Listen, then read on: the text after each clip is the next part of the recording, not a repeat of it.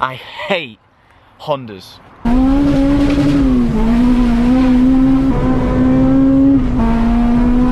my god! I think I broke it. Oh shit. I hate Hondas. Is what I said up till about 6 months ago. Ever since I was 18 and I drove my first EP3, I almost bought one. I hated it. I absolutely hated the EP3, left it a few years, and then I first drove a Integra, a DC5, on a brutally honest review, and I was seriously underwhelmed. So after that I thought, I just hate Hondas. Then I drove Jesse's EP3, and again I was seriously underwhelmed. And at this point I just thought, I absolutely really dislike Hondas. I hate the way that they feel slow, and I hate the steering. The steering rack always just felt awful and just so distant. Then 6 months ago, maybe even less, maybe 4 months ago, I drove a supercharged EP3, something that the track car giveaways had, and I drove that, and that seriously changed my whole view on Hondas. It had a supercharger, so it had a lot more power. It was 300 horsepower, better than the standard 200 what they are.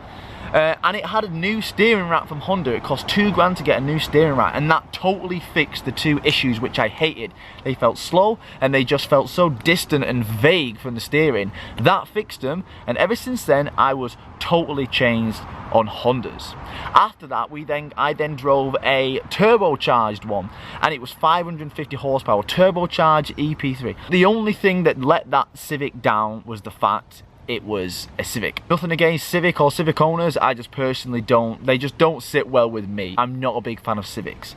Then I drove the 550 brake Civic, and it was so fucking fast. Whoa.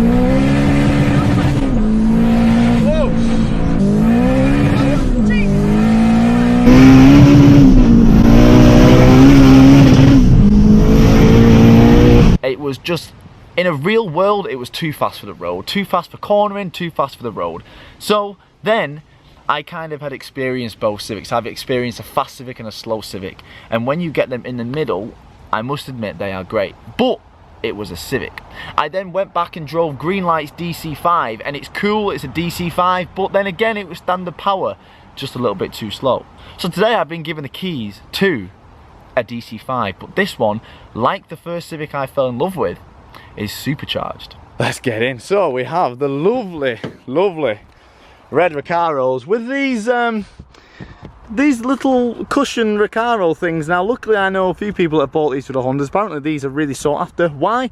I have no idea. I think they look terrible. But in the Honda, the one thing I love about these seats are they're really hugging, but they're also super soft and super comfortable. So we have this shift down here. I'm sorry, but I don't know of the name. Now funkily enough with this, there we go, it has actually got a push start.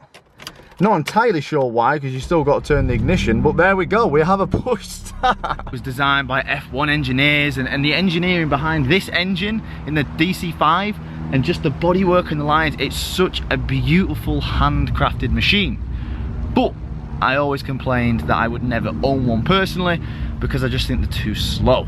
Obviously there's a huge list of mods going on here, but I was going to go over some of the ones that are most interesting. So basically we have got the Rotrex bottom mount supercharger kit MapPi TDI, and it's on 316 horsepower. We've got an ACT paddle clutch, and we've got tons of suspension mods. We basically have Meister R coilovers, new rack sliders, rack raisers, Integra extending steering arms, polybushed all over the bloody place, clockwise baffled sump, polybush arms with a camber increase. We have tons of different things. I'm not going to bore you all with a tons description. If you want to read the full mod list, there will be a link in the description to that. But let's go and drive a supercharged Honda, everybody. The clutch is stiff enough to ruin a pair of sneakers. The one thing about Integras, they pull you all over the road. They obviously have an LSD in it. It's kind of like grip and chuck you all over the place when you come on power. Really got to be wary of, because sometimes if you're in second gear and then you just full power it, it does like to shoot you all over, and it pulls you all over the road, which does add to quite a fun driving experience. But as I say, you do need to be ready for it, because it does feel really, like, sometimes floaty, but it's not. It's just the tyres gripping you all over the place. It's one thing when I first started driving Hondas, it was kind of like, they're slow, why is it doing this? It shouldn't be torque steering when they're this slow. Now one thing I do prefer the DC5s over the EP3s is that the shifter's here, not here. One thing that makes them a hit or a miss is the steering rack. I've been in many Hondas where they've got an older steering rack. It just feels horrible. They're just so loose on the steering. This is somewhere in between. So this isn't the most super tight steering rack I've felt, but it's nowhere near the worst Honda. So it's just in the middle, which is good for a Honda because most Hondas are usually the other way. Most Hondas are usually like, I feel awful with steering. Obviously the DC5s come with the Brembos, the Brembo calipers, and this has got the Frodo pads in, so the brakes are amazing, but also very squeaky. Now, if you asked me a year ago, I was all about turbos, all about whoosh noises and boost lag.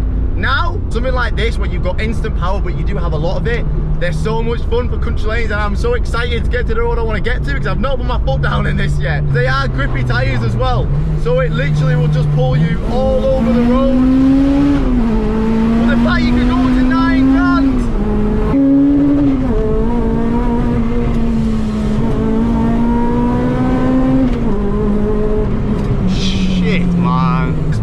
Track setup as well. Anything that's not a smooth road, it grips on everything, and you can see there it does pull you. So if it's not a smooth road, you really need to be careful. But as you say, it's not stupidly powered. It just feels like an NA, but just matte beyond belief.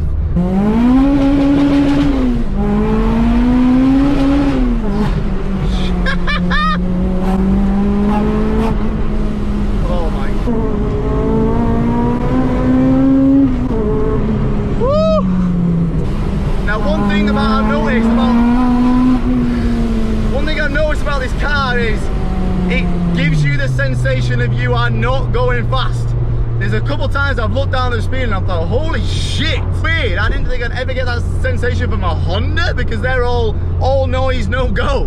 But this is the opposite. Although it's loud, it doesn't sound as fast as you are actually going. This is a fast car, not gonna lie.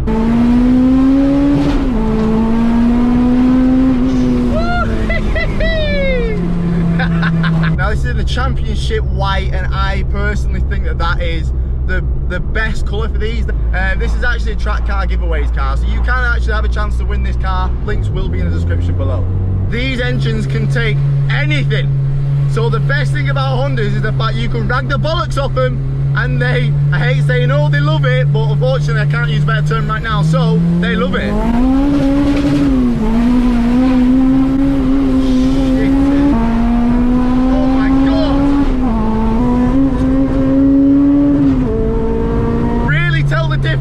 Supercharged in third gear, really tell the difference.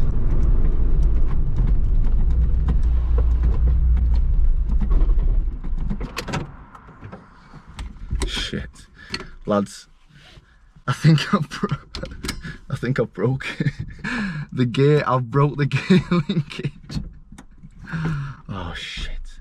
So guys, I've broke the shift cable. So now I'm gonna have to nurse it home. I've found a way of how to get it in and out of gear. I've got to hold the cable. I broke the shift cable. I basically got to hold the cable and then put it in gear, otherwise it just flexes and it doesn't go in gear. Wow, can't hold Porsche. Damn, baby. I was like, I can't even move because it's stuck in gear. Everyone was like, beep, well not beep, everyone was like looking at me. I was like, I'm sorry, I can't even roll it back because I can't get it in gear. I'm sorry guys. Okay, now I'm getting into town. This is a little bit more dangerous than I initially anticipated. Fuck's sake. Dare make me change gear. Go on, you fucking dick. Okay, so what the issue is, guys, this little plastic cover came off somehow mid-send, okay? And when I was trying to change gears, it was just doing this. And it weren't coming in or out of gear. Now, it's fine, you want it to go into second, but as soon as you want to come out of second, it doesn't. Hello, so a couple of days later, we've got the Integra fixed. The cables, we found that somebody in the past, instead of actually buying new ones to fix it, they just put a Jubilee clip around the cable. So it would have broke eventually. I'm just happy that it happened with me, to be fair, instead of someone else. But I don't blame them, because the cost of these cables I'm not even going to tell you how much DC5 shifter cable costs. If you're intrigued, go and give it a Google yourself. So, let's go and finish this damn review, boys. One thing that really annoys is when you drive all the way to a fuel station and they just decide that, no, we don't want your custom anymore, let's just shut off the fuel. Really gets on my bloody nerves, that does. And it's always Shell that does it as well. It's never really anybody else, just Shell.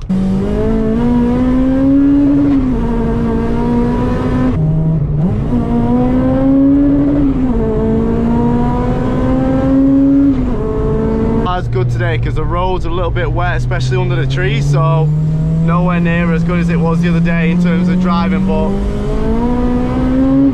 I mean, you've got to be awake with this car, really.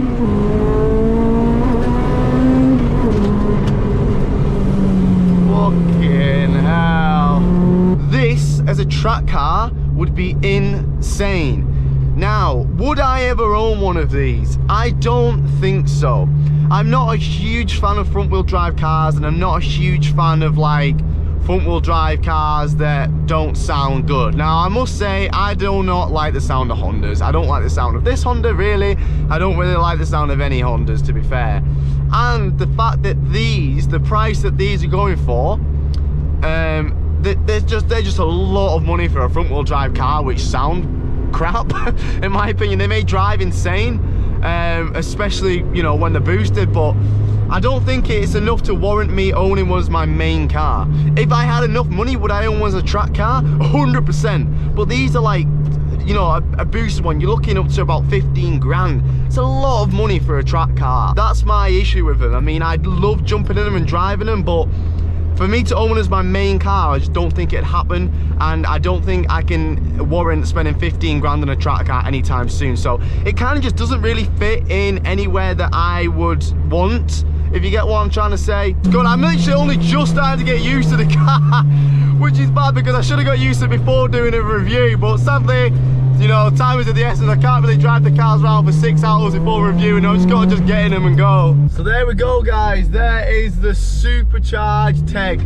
I've driven lots of Hondas now. I've driven a normal EP3, a normal DC5, a Supercharged EP3, a turbo EP3, and now I've driven a Supercharged DC5. So next on the list will be a turbo DC5, just to see, you know, if I go back to the turbo. I am the turbo guy.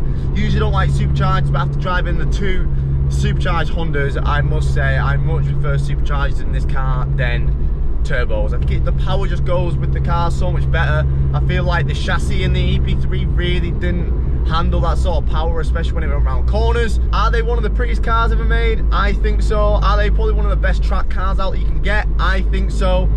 Will it ever be one of my main cars I own? I probably don't think so. But as a track car, this is probably up there with a lot of things I've driven. But sadly, the price tag is just so expensive. So yeah, you can actually win this car for £7.99. So I was gonna pay £7.99 for one. Holy shit, I'd be so fucking fuming. So you can win it for £7.99. Well, thanks for watching, everyone. I absolutely love this one. Supercharger for the win. See you in the next video, where I should hopefully be buying something that you all will like.